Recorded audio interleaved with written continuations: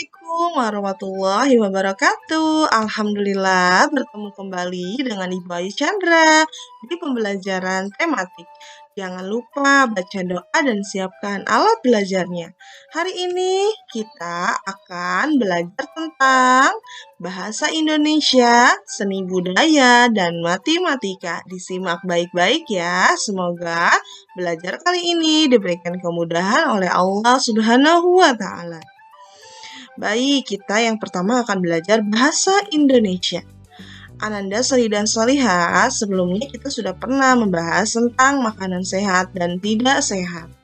Sekarang kita akan membahas tentang zat gizi dalam makanan. Baik, diperhatikan ya. Tubuh manusia membutuhkan asupan gizi yang baik untuk menjaga kesehatan. Untuk itu, perlu bagi kita semua mengkonsumsi makanan sehat dan bergizi setiap harinya. Tapi tahu tidak, apa itu makanan yang sehat dan bergizi?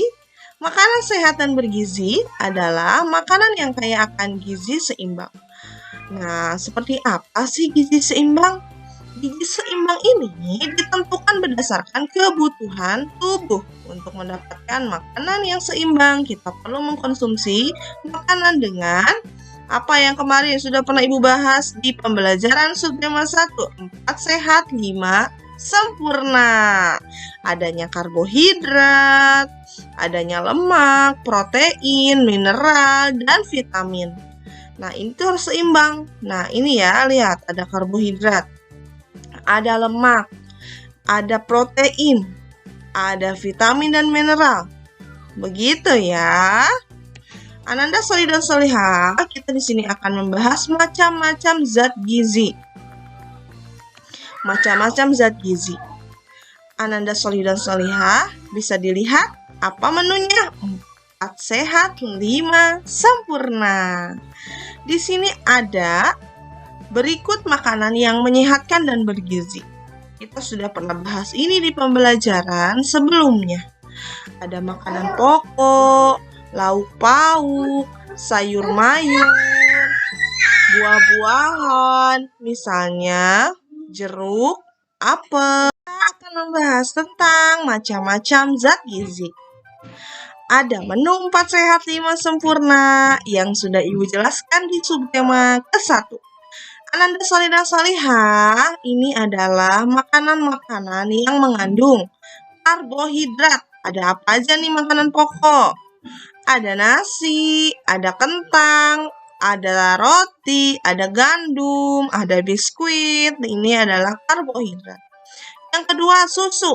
Ya, ini adalah makanan yang banyak proteinnya. Yang ketiga, protein. Nah, protein di sini dibagi menjadi 2. Protein hewani dan protein nabati. Protein hewani adalah protein yang berasal dari hewan seperti daging nih, daging sapi, daging ayam, telur, keju, susu. Nah, ini berasal dari hewan. Adapun yang dari nabati, protein nabati itu ada tempe, ada tahu ya, itu dari protein nabati.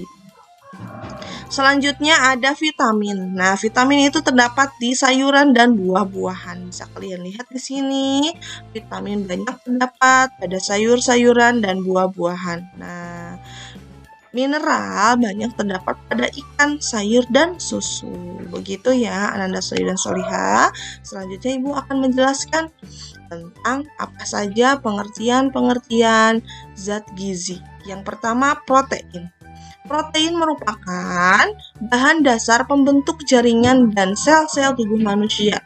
Nah, protein tersebut terdiri dari rantai polimer yang terdapat dari asam amino diikat oleh peptida. Contohnya makanan yang mengandung protein apa aja? Adalah susu, telur, keju, ikan, daging sapi, daging ayam, tempe, kacang kedelai, kacang tanah. Apa sih manfaatnya? Nah, ini adalah manfaat protein untuk tubuh. Nah, itu menunjang pertumbuhan, pemeliharaan tubuh, dan bermanfaat dalam proses sintesis hormon dan enzim. Berperan dalam membentuk zat antibodi tubuh.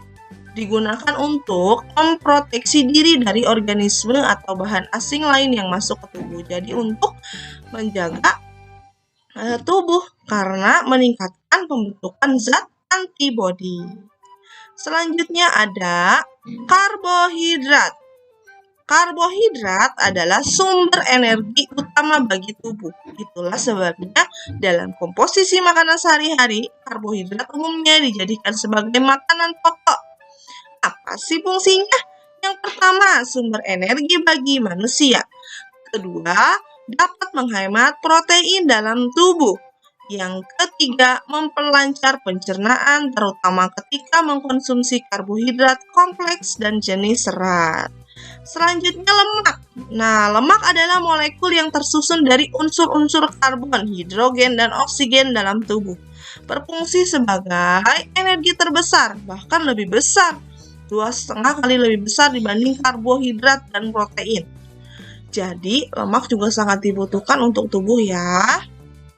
Ada mineral. Ini mineral adalah zat anorganik yang dibutuhkan oleh tubuh dalam jumlah yang sedikit, namun sangat bermanfaat dalam proses metabolisme tubuh. Untuk apa sih mineral? Untuk mencairkan zat-zat yang tadi kita sudah makan, untuk menuaikan makanan. Itu adalah fungsi dari mineral. Nah, di sini adalah metabolisme tubuh. Yang ketiga ada vitamin. Tadi vitamin itu adalah yang terkandung di sayuran dan buah-buahan. Berasal dari kata suku vita, yang berarti hidup, dan amina, yang merupakan suatu bentuk gugus organik yang memiliki atom nitrogen.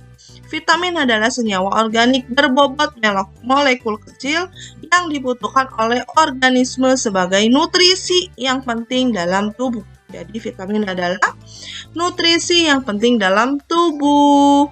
Nah, Ananda Sholih dan Sholihah, berbicara tentang vitamin, banyak loh berbagai macam vitamin yang harus kalian ketahui dan fungsi-fungsinya.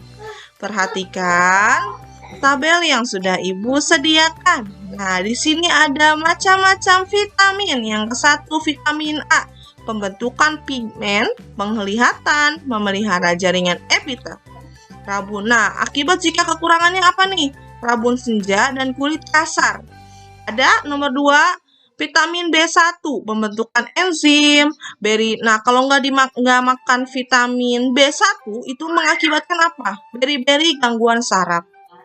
Ada B2, metabolisme karbohidrat. Fungsinya adalah untuk metabolisme karbohidrat. Kalau tidak meminum vitamin B2, akibatnya jika kekurangan, gangguan pertumbuhan dan gangguan kulit. Nah, di sini kalian bisa baca ya, dari nomor 1 sampai nomor 9, ini banyak sekali manfaat vitamin-vitamin untuk tubuh. Dan apabila ada akibat jika kita kekurangan vitamin. Untuk itu kalian di rumah harus banyak makan makanan yang bergizi. Vitamin yang terkandung dalam sayuran, dalam buah-buahan, ini ada di sini semua. Dan itu sangat bermanfaat bagi tubuh kalian. Jadi siapapun yang gak suka buah-buahan, yang gak suka sayur-sayuran, mulai sekarang harus mulai makan makanan yang bervitamin. Begitu ya, Ananda Sholih dan Sholihah. Apa sih sekarang kita akan bahas tentang fungsi gizi bagi manusia. Yang pertama, kita memakan karbohidrat. Ini adalah gizi-gizi yang ada fungsinya atau bermanfaat sekali untuk tubuh manusia. Yang pertama, karbohidrat sebagai sumber energi bagi tubuh. Yang kedua, protein berfungsi menjaga pertumbuhan dan memelihara tubuh sebagai antibodi. Yang ketiga, lemak itu sumber energi tubuh untuk tubuh terbesar melebihi protein dan karbohidrat. Yang keempat, mineral berfungsi sebagai metabolisme untuk pengolahan zat gizi dalam tubuh. Vitamin merupakan nutrisi penting bagi tubuh manusia. Begitu ya, Ananda Sholih dan Sholihah. Karena tubuh kita memerlukan tenaga untuk melakukan kegiatan-kegiatan. Jadi kita harus memakan gizi yang seimbang, 4 sehat, 5 sempurna, agar kita penuh dengan tenaga, otak kita pinter, penglihatan kita bagus, makanya harus dengan gizi yang sempurna. Biar badannya nggak loyo, nggak lemes, tapi harus semangat terus. Soli dan Soliha berbicara tentang gerak, karena tubuh kita membutuhkan gizi untuk bergerak. Ibu akan menjelaskan tentang gerak-gerak nih di pembelajaran seni budaya. Itu adalah gerak tari. Ada gerak tari tunggal, gerak tari berpasangan, gerak tari berkelompok. Yang pertama, gerak tari berpasangan. Tarian yang dilakukan secara berpasangan oleh 2 orang penari. Ya, 2 orang penari. Yang kedua, tari tunggal dilakukan oleh 1 orang penari. Baik, bisa dilihat 1 orang penari. Yang ketiga adalah tari berkelompok. Nah, tarian yang dilakukan secara berkelompok atau dilakukan oleh banyak orang secara bersama-sama. Ini bisa ber-4, bisa ber-5, atau bisa lebih daripada 10. Begitu ya, Ananda Soli dan Soliha. Baik, selanjutnya kita akan membahas tentang gerak menirukan tumbuhan. Kalian sudah belajar ini di kelas 1, di kelas 2. Nah, sekarang bertemu lagi gerak tumbuhan di kelas 3. Nah, ini mencontohkan tumbuhan rendah, tumbuhan tinggi, bertangkai lebar, tangkai berayun-ayun, menjulang ditiup angin, menguncup. Nah, kalian bisa praktekkan semua ini di rumah ya, Ananda Soli dan Soliha. Begitu banyak gerak-gerak yang bisa kita tirukan di kehidupan sehari-hari. Kalian bisa mencobanya. Contoh, di sini ada gerak menirukan tumbuhan. Selanjutnya, kita akan membahas tentang pembelajaran matematika. Ananda Soli dan Soliha, perhatikan baik-baik ya. Ibu yakin kalian sudah paham nih tentang pelajaran tentang penjumlahan. Ibu berikan contoh di aktivitas ke-6 ya. Nah, Ibu memberikan contoh yang nomor 4. 1245 ditambah 3212. 5 ditambah 2, 7. 4 ditambah 1, 5. 2 ditambah 2, 4. 1 ditambah 3, 4. 4.457. Yang mana ya berarti? Nah, yang ini. Kalian tinggal tarik garis. Nah, tarik garis. Yang ini berarti hasilnya yang ini. Caranya agar kita mengetahui isinya harus melakukan penjumlahan terlebih dahulu. Selanjutnya di aktivitas ke-7, nomor 1, kakek memiliki 1470 hektar sawah. Nah, ini ya, kemudian kakek membeli sawah lagi seluas 2521. Sama seperti tadi ditambahkan.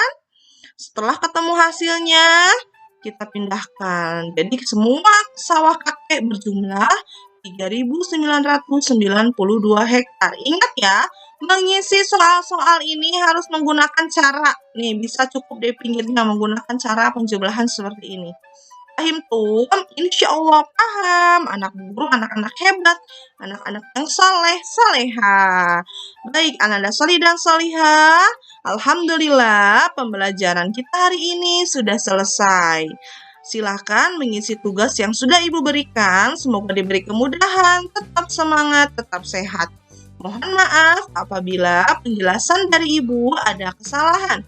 Wassalamualaikum warahmatullahi wabarakatuh. Dadah!